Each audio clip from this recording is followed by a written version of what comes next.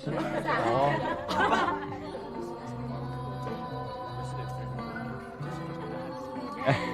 Udah mau sore, balik duluan ya.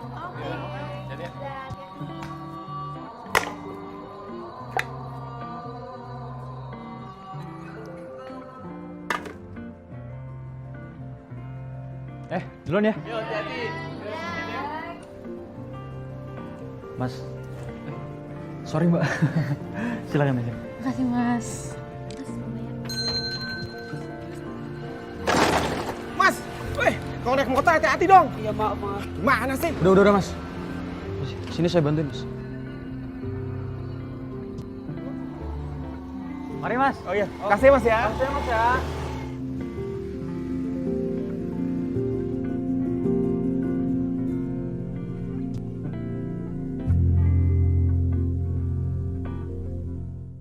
Nah, bagaimana Anda memimpin perusahaan yang besar di usia yang muda? Koneksi mungkin? Atau apa rahasianya?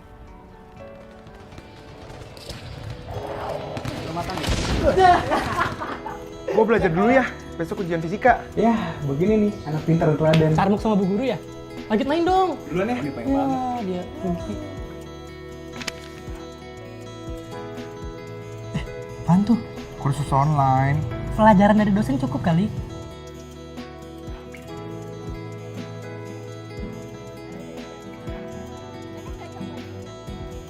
Dav, sini.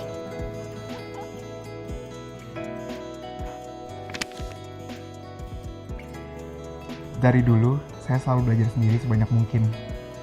Dari semua sumber ilmu yang ada.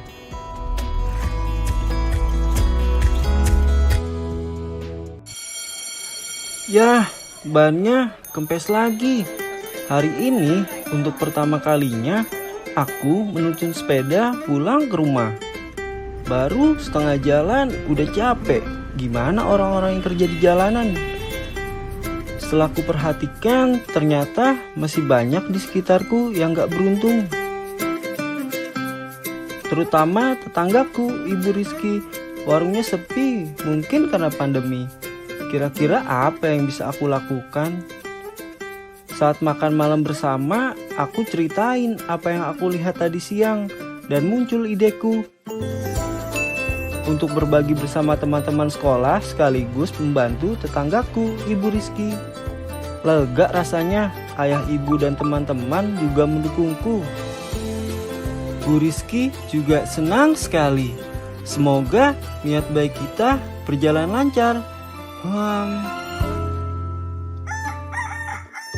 Akhirnya tiba hari yang kutunggu. Hari ini kita akan berkeliling membagikan makanan gratis di sekitar sekolah. Semua siap? Siap! Antusiasme kami saat membagikan makanan kepada orang-orang yang membutuhkan diterima dengan baik. Kami pun pulang dengan hati gembira. Berita baik ini harus kami bagikan melalui sosial media, dengan harapan banyak orang yang akan tahu dan ikut membantu mengembangkan kegiatan yang akan kita rutinkan di kemudian hari. Tak disangka banyak yang bersedia untuk mendukung kegiatan ini. Kami sepakat akan terus berbagi setiap seminggu sekali.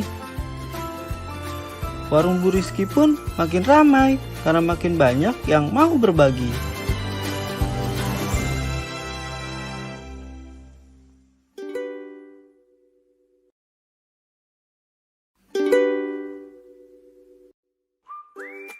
Halo, namaku Sila. I'm Indonesian tapi dari kecil tinggal dan sekolah di luar negeri. Let's be friends. Baru perkenalan diri di depan kelas aja, aku udah diketawain. Gimana mau temenan? Hari itu aku cerita sama ibu kalau aku merasa asing dan tidak cocok sekolah di Indonesia. Namun ibu berusaha menenangkanku dan mengenalkanku dengan istilah tak kenal maka tak sayang. Bila tidak berusaha kenal, bagaimana bisa mengerti atau memahami bahkan menghargai budayaku sendiri? Di kelas saat pelajaran bahasa Inggris, ibu guru membagi kelompok dan memberikan tugas untuk pagelaran pentas drama. Kelompokku akan mementaskan dongeng bawang merah, bawang putih. Aku bahkan tidak tahu dongeng apa itu. Dengan penuh semangat, latihan demi latihan kami lewati bersama. Aku membantu teman-teman melafalkan bahasa Inggris. Sebaliknya, mereka membantuku untuk mengenal berbagai macam kebudayaan tradisional Indonesia yang ternyata membuatku tertarik. Hari yang mendebarkan pun tiba. Aku dan teman-teman merasa sangat bersyukur karena pementasan hari itu berjalan baik dan lancar. Kemudian aku mengajak sahabat sekolahku untuk berkenalan dengan teman-temanku di luar negeri, sekaligus menceritakan pengalaman pentas drama. Hello Sila, who are with you? Ayo kenalkan diri, kalian bisa. Hello, I am Putra. And I am Putri. Nice to meet all of you. Kami mulai membahas tentang makna dari dongeng itu. Mereka sangat suka. Dan yang paling menyenangkan, kami semua jadi bertukar cerita soal dongeng dari negara masing-masing. Aku merasa sangat bangga dan semakin ingin mengenal kebudayaan dari tanah airku.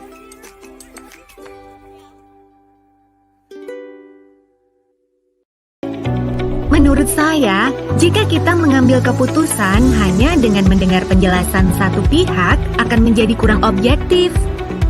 Saya setuju dengan Rina. Baiknya kita cari dulu informasi lain.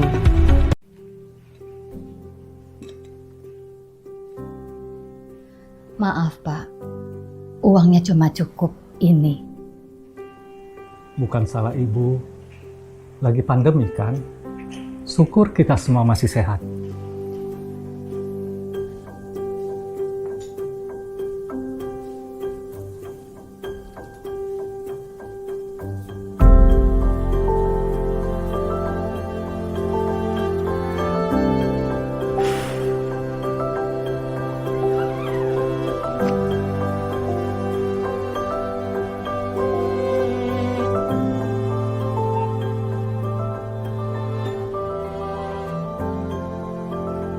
Kok banyak sekali hari ini? Bisnis kaos nada laris. Yuk.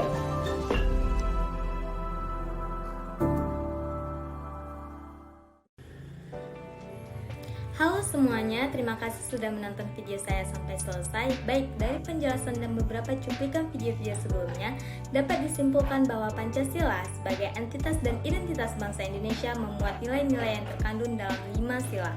Nilai-nilai tersebut kemudian menjadi kunci dan pedoman untuk masyarakat Indonesia dalam memeratakan berbagai perbedaan.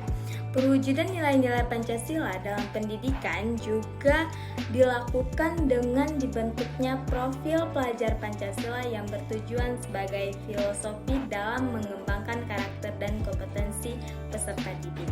Contoh perwujudan profil pelajar Pancasila dalam pendidikan yang ditampilkan pada video sebelumnya dapat disimpulkan bahwa yang pertama, dimensi beriman dan berakhlak mulia. Dalam video tersebut terlihat jelas seorang pemuda yang meninggalkan kegiatannya saat azan berkumandang dan bergegas pulang untuk beribadah ke masjid. Lalu dapat dilihat pula sikap pemuda tersebut saat ada hal-hal buruk yang menimpanya seperti bertabrakan dengan orang lain, menginjak sampah yang dibuang sembarangan, dan merelaikan pertengkaran orang lain. Sikap pemuda tersebut mencerminkan seseorang yang menerapkan nilai-nilai beriman, bertakwa, dan berakhlak mulia kepada sesamanya. Kedua, saat pemuda sukses di usia muda tanpa bantuan orang lain atau koneksi, melainkan ia sukses dengan caranya sendiri yang sudah giat dan konsisten belajar mandiri guna untuk memperoleh berbagai informasi dan pengetahuan di luar kelas. Ketiga, dalam video singkat tersebut menjelaskan sikap pemuda yang berinisiatif membantu tetangga yang sedang berada dalam kesulitan dan mengajak teman-teman lainnya untuk ikut membantu bersama. Rasa solidaritas yang tinggi sangat ditekankan dalam video tersebut. Video selanjutnya yang menjelaskan bahwa pentingnya saling menghargai, mengenal, dan melestarikan budaya Indonesia meskipun kita sebagai individu sudah lama tinggal di luar negeri. Namun rasa cinta tanah air tidak boleh terlupakan. Selanjutnya video kelima yang menjelaskan tentang musyawarah dan berdiskusi saat mengambil keputusan. Video tersebut juga menjelaskan bahwa untuk kepentingan bersama, maka kita harus melihat dari berbagai sudut pandang terlebih dahulu agar dapat menentukan keputusan yang baik dan tepat.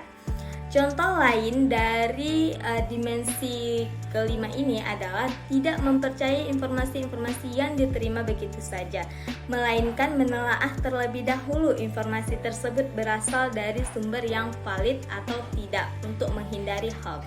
Pada dimensi akhir, dalam video menjelaskan bahwa seorang pemudi yang merealisasikan idenya dalam bentuk usaha sebagai solusi dari masalah internal yang sedang dihadapinya. Ide usaha tersebut merupakan sebuah bentuk kreativitas anak bangsa dalam memecahkan permasalahan di sekitarnya. Baiklah, cukup sampai di sini penjelasan singkat saya mengenai contoh perwujudan profil pelajar Pancasila dalam pendidikan. Semoga bermanfaat.